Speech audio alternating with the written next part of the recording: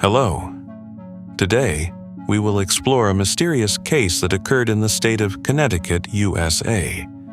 One winter day in 2025, a fierce fire suddenly broke out, tearing through the quiet night of a residential area.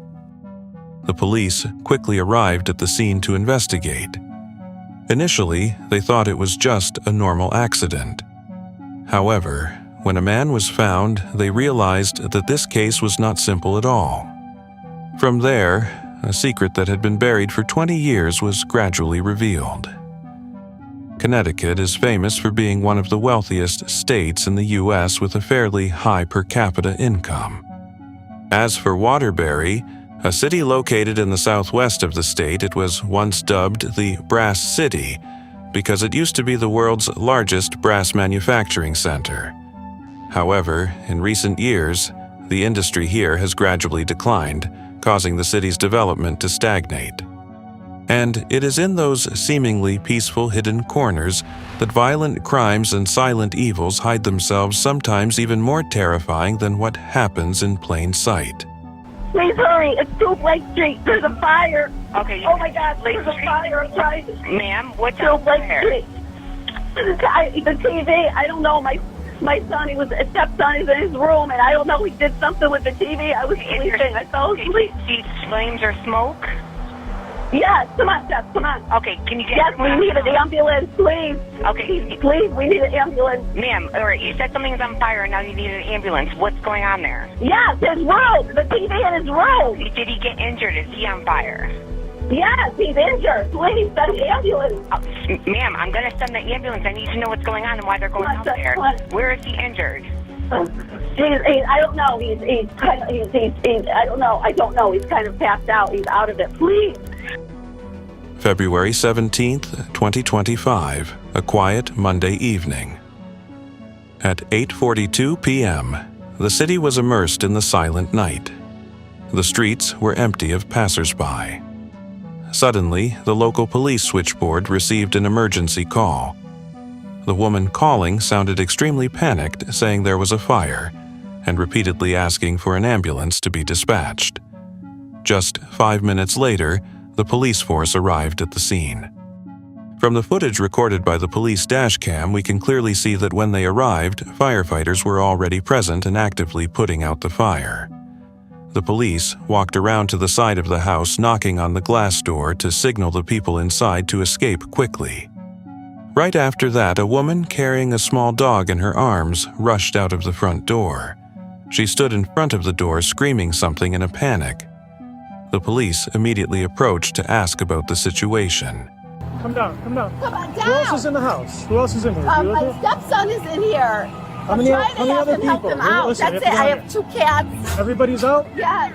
But your stepson's still inside? Yeah, he's right here. Okay, yes. come out. Come down the road. Come on, come on. It's not safe to stay here. Come on. The woman appearing in the video was none other than the one who had called the police. The police quickly reassured her, then took her to a safe area.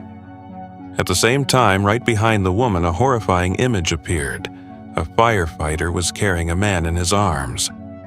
The man carried out of the burning house by the firefighter was Kiko. He was immediately taken straight to the ambulance. Kiko looked terrifyingly skinny. His hair was messy and matted. His clothes were covered in a thick layer of dirt, and his whole body exuded an indescribable smell. When paramedics lifted his shirt to check, his ribs were clearly visible. Kiko still managed to stay conscious enough to talk. He apologized to the paramedics, saying that he hadn't bathed in over a year. Afterwards, Kiko was quickly taken to the hospital along with a police officer. On the way, he talked non-stop, seemingly wanting to pour out everything in his heart. Kiko confessed to the police that he was the one who started the fire, intending to use flammable substances to burn the house down in order to win his freedom, because he had been locked in a room since childhood. Hearing this information, the police were extremely shocked. This was the first time they had heard of someone setting a fire just to call for help. To verify the situation, they immediately questioned Kiko's stepmother. Was the door locked on his room or no? No. Okay, is it normally locked? No. Okay, it's normally open? And he has free reign to go out of there whenever he wants? Yeah. Okay. Does he have any mental challenges or anything? During the police interrogation, Kiko's stepmother said that when the fire broke out, she was sleeping, and after smelling smoke, she immediately went to call Kiko out. It sounded perfectly normal. The stepmother firmly asserted that the door to Kiko's room was not locked. The police began to doubt Kiko's testimony. When asked if Kiko had a mental disorder, the stepmother replied that she felt Kiko had a problem, but her husband opposed taking him to see a doctor, so there had never been a specific diagnosis of his condition. Could this be a case caused by Kiko having a mental breakdown? Afterwards, the police conducted a crime scene investigation. This is a 2-story detached house with white walls and a gray tiled roof sitting on a land area of about 890 square meters, considered a fairly large residential plot in the area. The front door of the house hung a welcome decoration, looking very cozy. Stepping inside and going deeper is the living room space and a connected kitchen dining area, highlighted by a small bar counter in the middle. In the living room, there was a rather large iron cage, probably used to keep a dog. The kitchen area was not too large and there was a bathroom next to it. In addition, the first floor also had 2 bedrooms. The bedroom on the left had an eye-catching bright pink wall plastered with posters, while the bedroom on the right had a dedicated doll display cabinet looking very lively and full of the breath of life. The entire first floor showed no major signs of burning and was relatively clean. Walking up the wooden stairs, one could clearly see that the walls on the second floor were blackened by smoke and fire. The rooms on the second floor, primarily the bedrooms of Kiko and his stepmother along with the bathroom, all had obvious burn marks. The toilet in the bathroom was damaged, and a wooden board was placed in the bathtub looking as if it hadn't been used for a long time. The small room at the end of the hallway was Kiko's bedroom, which was also the origin of the fire. The room's walls and door frame were carbonized, and all sorts of items were piled up on the bed.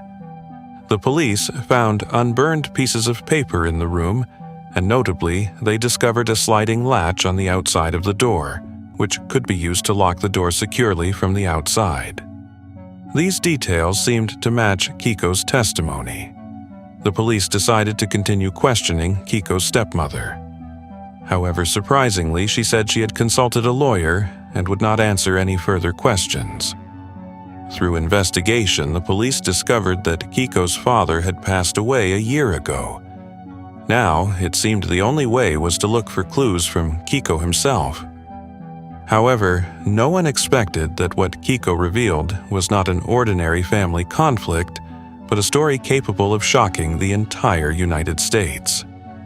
To protect his privacy, Kiko's current real name has not been disclosed. We will temporarily call him S. He is 32 years old this year, 1.75 meters tall, but weighs a mere 31 kilograms. Normally, an adult man of the same height should weigh between 57 and 76 kilograms. S's weight was only half the normal level. He looked extremely frail and weak. Doctors diagnosed S with severe malnutrition and severe muscle atrophy, with a body mass index BMI of only 11. Typically, a BMI below 16 is considered severe malnutrition, that is, starvation, and below 13 is life-threatening. The doctor stated that if S continued to live under his previous conditions, he would likely die within a few months. Additionally, S now needed to avoid refeeding syndrome. This is a type of metabolic disorder that occurs when a person who has been starved for a long time or severely malnourished begins to eat again. Because his body was no longer able to process food normally, a sudden intake of food could lead to electrolyte imbalances, causing severe consequences. It is worth noting that at the time of the incident, neither S nor his stepmother were employed. Their only source of income was welfare benefits. Could this be a tragedy caused by poverty? the police conducted a deeper investigation into this family. S's father was named Craig. When he was alive, he worked as a delivery driver at a local manufacturing company. Based on real estate transaction records, it is estimated that he bought this house in 1991 for about $100,000. S's stepmother, named Kimberly, is 56 years old this year. Her only work experience was as a retail worker at a local shopping mall. After getting married, she gave birth to 2 more daughters, and the family of 5 lived together. Since neither spouse had a high income to maintain household expenses, they repeatedly borrowed money using credit cards, accumulating a large amount of debt. The mortgage was also one of their major headaches. Within 5 years, the couple successively filed for bankruptcy protection to wipe out part of their debt.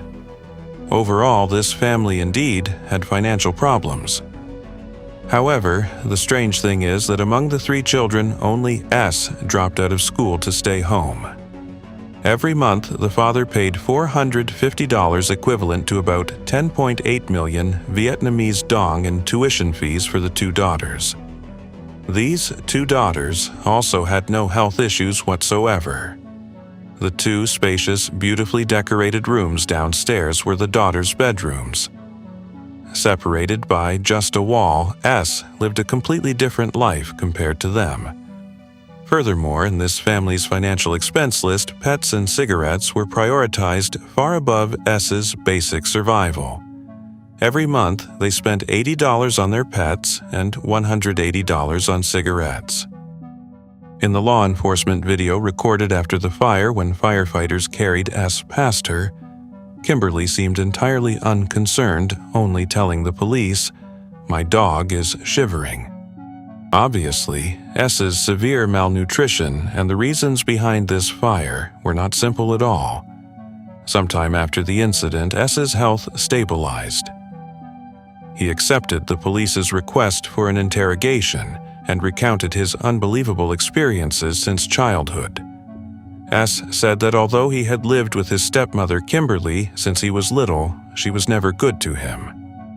From the age of 11, she locked him in his room. That room was less than 7 square meters with no air conditioning or underfloor heating, so it was freezing in the winter and sweltering in the summer. Not only that, his stepmother also restricted his food. Every day, S was only given a few sandwiches or the cold leftovers of others. For him, hunger had become an everyday occurrence. Initially, S was only locked in his room at night. But one day, when he was 12, unable to endure the hunger, S sneaked out of his room to find food in the kitchen. Later, stepmother Kimberly discovered the empty food wrappers and was furious. From that day on, she locked S in his room all day and installed a lock on the outside of the door to prevent him from escaping again. Over time, her control over S became increasingly strict. The lock on the outside evolved from a standard chain lock to a sliding latch, and the wooden door frame was sealed shut to ensure the door couldn't be opened from the inside. Every day, S only received 2 or 3 sandwiches, and 2 small bottles of water passed through the crack of the door. S recounted, "My entire life was hidden like a secret." Very few people visited their home. Even when guests came over, his stepmother would warn him not to make any noise. Throughout the year, the only time he could go out freely was on Halloween. He would dress up as different characters, blending into the crowd of kids his age, to go trick-or-treating at neighbors' houses without raising any suspicion. The last time S celebrated Halloween was when he was 12 years old. He still remembered dressing up as a firefighter that year. Furthermore, the last time he left the house was around the age of 14 to take out the trash in the yard with his father. After his father passed away, S was completely cut off from the outside world. S was only allowed to leave the house to walk the dog, but only for about a minute each day. S's activity time inside the house was also restricted. Every night he went to bed at 7:30 p.m. and woke up at 3 a.m. or 4:30 a.m. Around 8 a.m., his stepmother Kimberly would call him out to do chores. This entire process could last from 15 minutes to 2 hours. This was the only time during the day he was allowed to leave his bedroom. This meant that S was locked in the darkroom for more than 22 hours a day. Even though S's bedroom was only a few steps away from the second-floor bathroom, he was not allowed to use it. Under these desperate circumstances, he could only take care of his personal hygiene needs right inside his cramped bedroom. S improvised a device he would put liquid waste into a bottle connected to a straw that led outside through a small hole in the window. He collected solid waste in newspapers, tied them up with threads pulled from old clothes, and then took advantage of the time he was out doing chores to throw them away. Regarding bathing, he said he was only allowed to take a bath once every 1 or 2 years. To maintain hygiene, he would save a portion of his daily drinking water and store. When the bottle was full, he would use that water to wipe his body. When he was discovered, he hadn't bathed in over a year and hadn't had a haircut in 3 years. Since being locked in his room, S had never been taken to see a doctor. Any pain could only be dealt with using aspirin. Because he hadn't seen a dentist in a long time, the condition of his teeth had severely deteriorated. Myopia had become a painful torment for him. Despite being almost completely isolated from the outside world, S never gave up on learning. Every year, he managed to get his hands on 3 or 4 books. To understand the contents, he would use a dictionary to look up unfamiliar words. However, during the long period of being locked in his bedroom, S felt extremely bored most of the time. Initially, there was a black and white TV in the room, the very TV his stepmother mentioned during her call to the police. At first, he could still use the TV to receive outside information and occasionally entertain himself.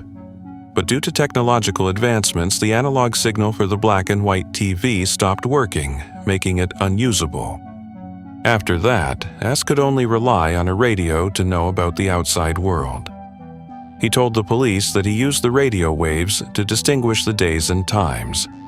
In this way, he tried to maintain a feeble connection with the outside world just so he wouldn't lose his grip on reality.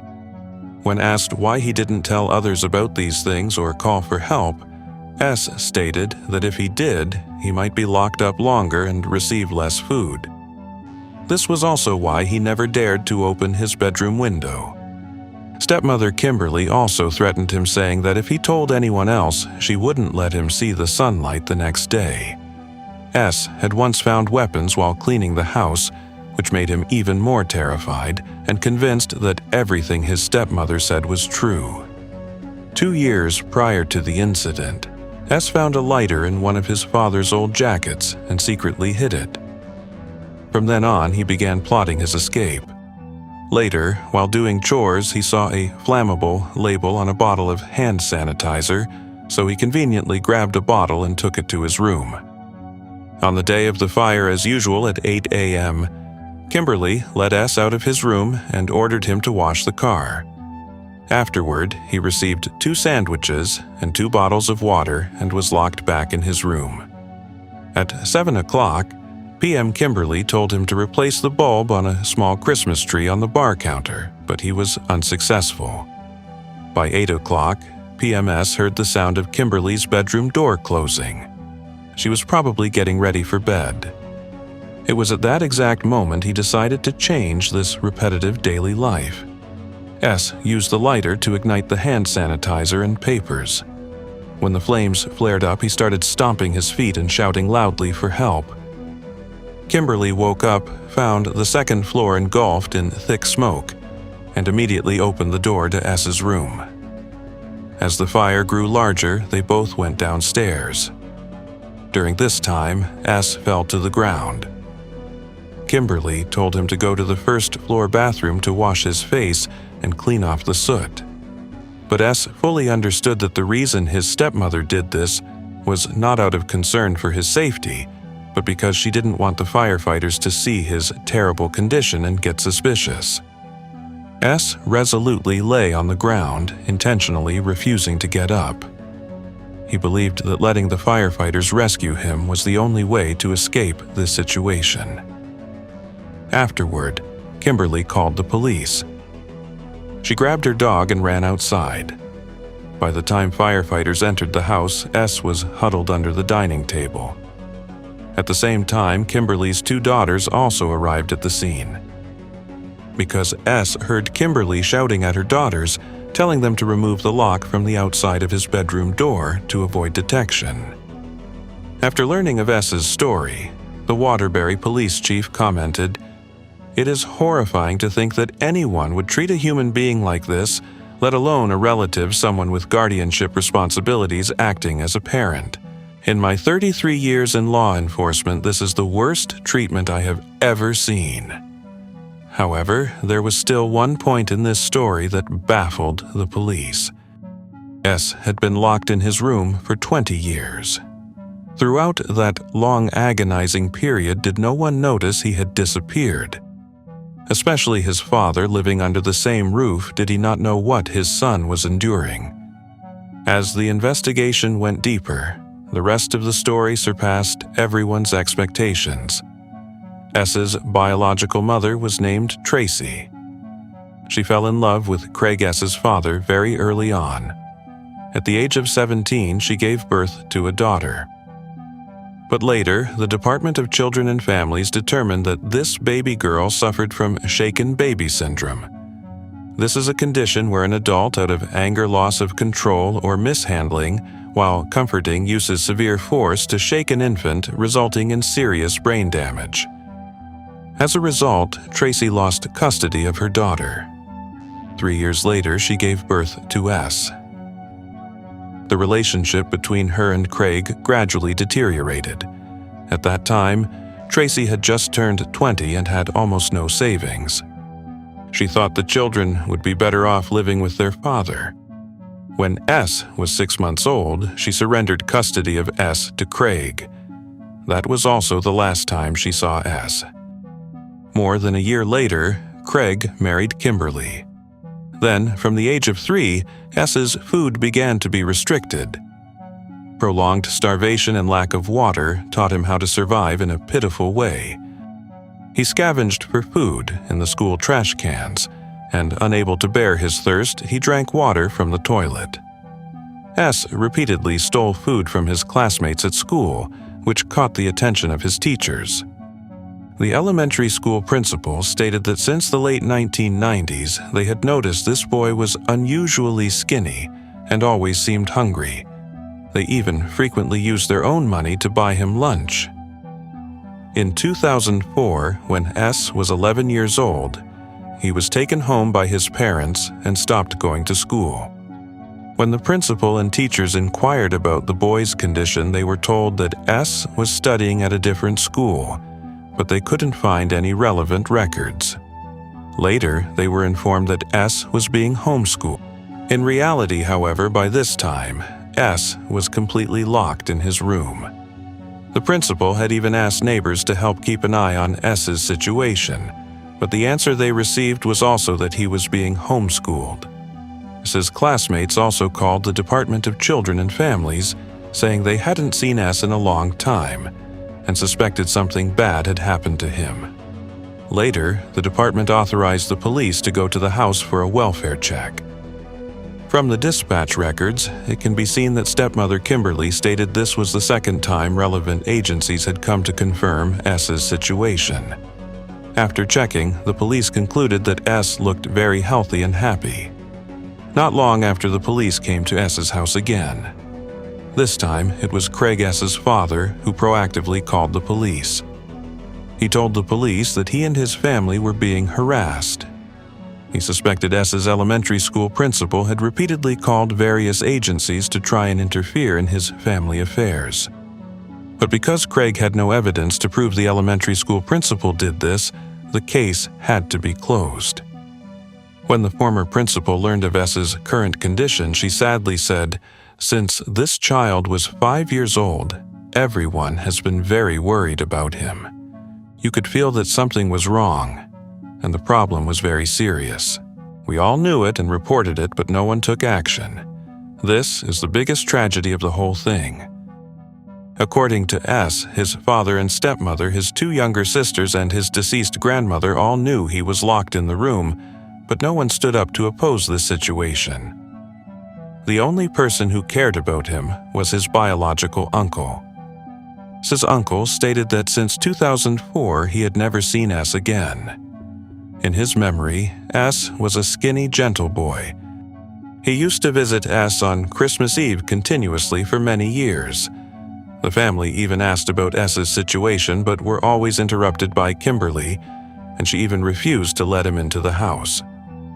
10 years before the incident, having no news about S, his uncle became very worried. He hired a private detective. The detective suggested he search for documents related to S at public agencies, but the result was nothing. Just like that S seemed to have disappeared from this world. No one knew he was locked in the room on the 2nd floor.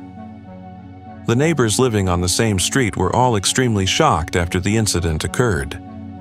A man who had lived there for 8 years said he had met S's family of 4, but never knew they also had a son.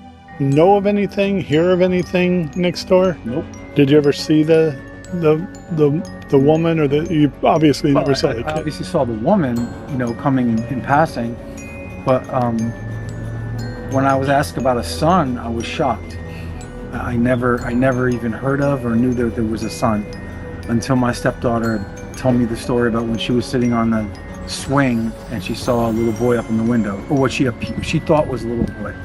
It turns out that was 15 years ago, so he must have been about 22 at the time. He just appeared to be a little boy, I guess, to her. It is worth mentioning that actually in a place S didn't know there was still someone silently searching for him. That was his maternal half-sister Heather. Heather revealed that she was put in an orphanage at a young age and was separated from S very early on. Her mother once brought S to see her. That was the only time the two met.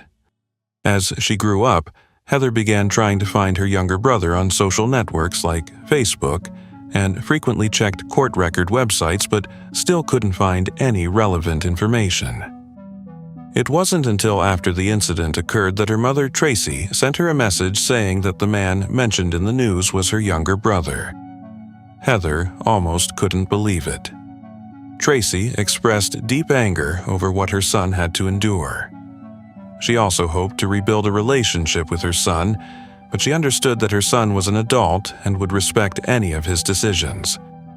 Less than a month after the incident, Kimberly was arrested. She was charged with multiple counts including first-degree assault, second-degree kidnapping, and unlawful restraint. The next day, she posted a $300,000 bail to be temporarily freed. Kimberly's classmates and colleagues didn't seem surprised at all. They all described Kimberly as someone who was disliked by everyone, frequently lied, and liked to argue with others. 2 weeks later, the case was brought to trial at the Waterbury Superior Court. S could not attend due to poor health. The prosecution conveyed his exact words. This victim is afraid. This victim lives in fear. I introduced myself to the victim, explained who I was. His first question in this fear is, why is she out walking around when I was locked up in a room for 20 years? At the hearing, the defense denied all charges, entering a not guilty plea. Kimberly claimed that her deceased husband should be held responsible for all of this. However, S revealed that sometimes when Kimberly was away, it was his father who came to his room and brought him food. His father would allow him to go out to watch TV or work in the yard. On weekends, the time he was allowed to leave the room would be a bit longer. Later, as his father suffered a stroke and was confined to a wheelchair, he himself needed Kimberly's care and could not intervene in her decisions. When S's father passed away, S was restricted even more strictly, almost completely locked in the room all day. After the hearing, when facing the media, the defense attorney pointed out that having a lock on a door did not mean there was unlawful imprisonment. 8 months after the incident, the defense filed a motion requesting S's new identity address and medical records. The prosecution strongly objected, arguing that S was very afraid of Kimberly, and this case had received high media attention, fearing this would affect his physical and mental recovery process. Ultimately, the judge ruled to allow Kimberly to review S's medical records and new name, but was not permitted to make them public. Currently, the case is still in the pretrial phase. Both sides are organizing and exchanging evidence in preparation for the next official court hearing. Based on the current situation, the defense will continue to argue innocence. If the defense does not accept a plea deal, the case will likely go to a jury trial.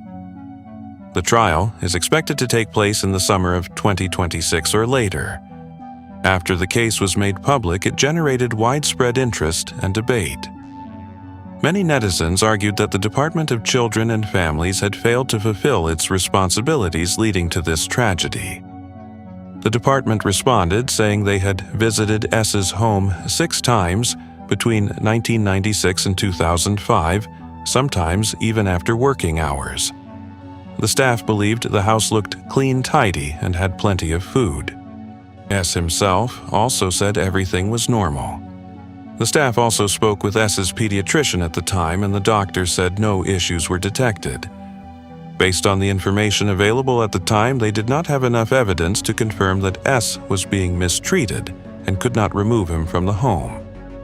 There were also opinions that this case exposed legal loopholes in the state of Connecticut. Parents only needed to submit a simple withdrawal form to the school to take their child home. But after that, there was no legal system or agency to check and ensure the child's safety. In fact, this is not the first time the state has encountered such a situation. As early as 2017, there was a similarly heartbreaking lesson. In that case, an autistic 17-year-old named Matthew was locked in a room without food by his mother for a long period. He was once so starved that he was forced to consume condiments to survive. To avoid being investigated by relevant agencies, the mother took Matthew and his younger sister home, calling it homeschooling. Due to a lack of timely intervention a year later, Matthew ultimately died of severe malnutrition. His mother was sentenced to 11 years in prison. To prevent the tragedy from recurring, citizens called for the enactment of new laws to strengthen child protection. Following the incident, a charity launched a fundraiser to collect money for S's rehabilitation treatment. 2 months after the event, S made his first public statement. He stated that he was choosing a new name for himself and would use that name to regain control of his life and his future. His condition had improved greatly, and he even hosted the first birthday party of his life to celebrate turning 32. He expressed gratitude to everyone who had helped him, and also called on those who knew about his story to cooperate with the police to help deliver justice. Currently, S is undergoing rehabilitation treatment. The doctor exclaimed that 20 years of captivity had caused a massive impact on both his physical and mental health. The fact that he was able to survive is a miracle in itself. This case bears striking similarities to a story we previously covered about the man melded to the sofa. While both S and Lacey were trapped in cramped spaces forgotten in a dark corner, their families lived normal lives under the same roof, indifferent to their suffering. In 2024, 2 years after Lacey's case, her parents reached a plea deal with the prosecution pleading guilty to a lesser degree of manslaughter. Both were sentenced to 20 years in prison. But unlike Lacey's case, S's story came to a different conclusion. Looking back at that fateful night, even knowing he could be engulfed by smoke and fire, he resolutely lit the massive flame. Ultimately, the fire not only burned down his bedroom door, but also completely destroyed the invisible chains that had imprisoned him for so long. May S recover soon and truly embrace the new life he so bravely fought for. And that is the story of S, a terrifying secret buried for 20 years, finally revealed by the flames of despair and a thirst for freedom. Currently, S is still in the process of recovery, step by step learning how to live the life he should have had a long time ago. From a forgotten name, he is choosing for himself a new identity, a new, more steadfast future. This case is not only a warning about the cruelty of those closest to us, but also an alarm bell ringing about the loopholes in the child protection system where cries for help were repeatedly ignored. It shows that silent crimes, even if they don't appear in the daily headlines, quietly erode the lives of the most vulnerable victims.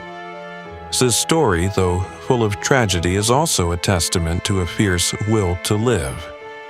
Despite facing horrific physical and mental pain, he bravely ignited a flame of hope for himself. Hopefully, with the care of the community and justice served, S will truly find peace and happiness in his new life, a life he had to fight with his very soul to win back. Today's video ends here, and see you again in the next videos. Goodbye.